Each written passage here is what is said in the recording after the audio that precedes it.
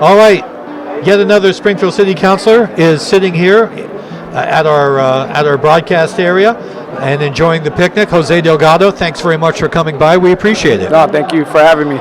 Okay, so I just was talking to Kateri, and one of the questions I asked her, I'll ask you, which is, I know you guys meet all through the year, but there's always this sense that come the fall comes sort of a new year, so to speak.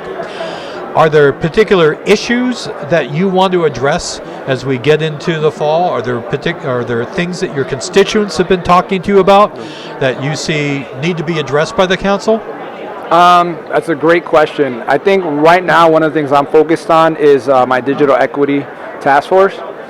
So that's one of the biggest things that I'm really focusing on right now and going into the fall. We had a kind of preliminary report that came out, and so what we want to do is get that report back out to the community and get some feedback. Because as you may be aware of, I mean, there are digital equity gaps within the city in terms of access to affordable internet, online, in terms of education. And so that's really one of the things I'm focusing on because that's one of the committees I have. Another thing that I'm kind of looking into now since the Affordable Homes Act has been passed is the accessory dwelling units and how that is going to impact places like Springfield and what do we have to do in advance of that. Because one of the things that I ran on is trying to make sure that we find obviously affordable ways for home ownership and just access to home for city residents. And so that's something I'm really curious about to see what happens there. We're waiting for the regulations to come out by the state and then figure out what we do on the council on that end. For me, one of the things I'm still paying attention to is the speeding in the city.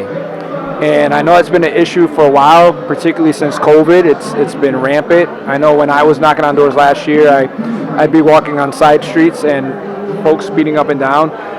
That's something that's a concern to me right now. But that's kind of what I hear from constituents is kind of the speeding, affordability, things of that Parker nature. Street is like a highway at this point. It is. And it's actually dangerous sometimes.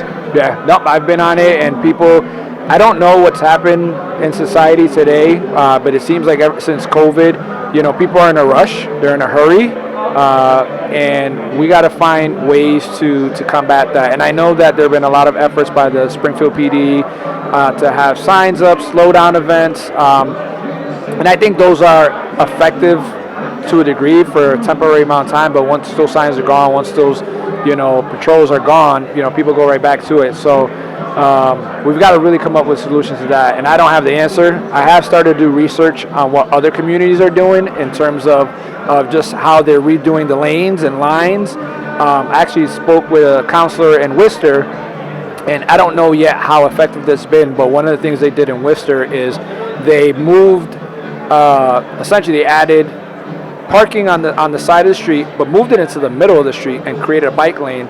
And so it kind of squeezed the lane a little bit. Right. So I thought that was interesting, but I'm waiting to see has that been effective in a place like Worcester, and what other strategies we're seeing in other places. Can I get back to the digital equity? Yes. I really feel that every community in America should have a choice, and right now, most communities, you don't have a competitive situation when it comes to having broadband in your home. And one thing the pandemic taught us was that having access to broadband means that if kids are home, they can still go to school. People are home, they can still do a lot of their work in order to earn a living. Correct. But if you don't have access to affordable broadband, you're not going to have that ability.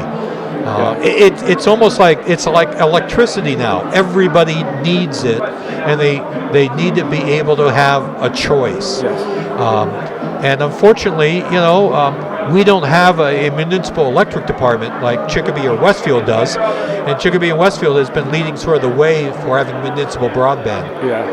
Yeah, no, I agree with you 100% on that. I mean, basic digital broadband internet, any of that stuff, it is essential. It's if we don't have that, then you're already starting from behind the line, right? And right. So I know during COVID, when I worked for the Baker administration, that was one of the things they were trying to finish up on the last mile project and make sure other communities, in the western part of the state had access that some of us have, they didn't even have they still have like dial-up. And so I think, with this digital equity working group, we're going to continue to look at that. And I know that's one of the, the big ideas in the sky. Obviously, it was going to take a lot of resources. But I also know that there are a lot of resources that are coming down from the state and federal government. So I think right now is trying to figure out, there are so many different needs, from just having the access to, can we put up, Wi-Fi, places on different buildings across the city? Do we need to educate seniors and folks who may not have the education of going online, being able to navigate? Because there's also some education there that needs to be had. So right now we're trying to figure out what those top needs are, and then figure out what's the next path for us in terms of what makes sense in terms of what we can do here in the city. And I know a lot of folks have talked about we should have our own, fiber optic, own municipal. But that also takes an investment, and so it would have been great to kind of have that idea with some of the ARPA dollars and use some of those once in a lifetime dollars to really use that for something that can really move the city forward and make us competitive and make people say, look what Springfield's doing. Look, you can live there and have that basic need met. And to your point, during COVID, I mean, a lot of folks needed that just to survive day to day. Kids in school, so that's that's an important one. I don't think it's getting enough attention, and we have a good working group that's been put back together, and they're continuing to have those conversations and get the word out. So I'm looking forward to sending you that information and getting feedback from all city residents on what they feel their needs are and what we could be doing with that. Excellent. Jose, thank you much for coming by. Thank you, Mike. Always good to talk to you.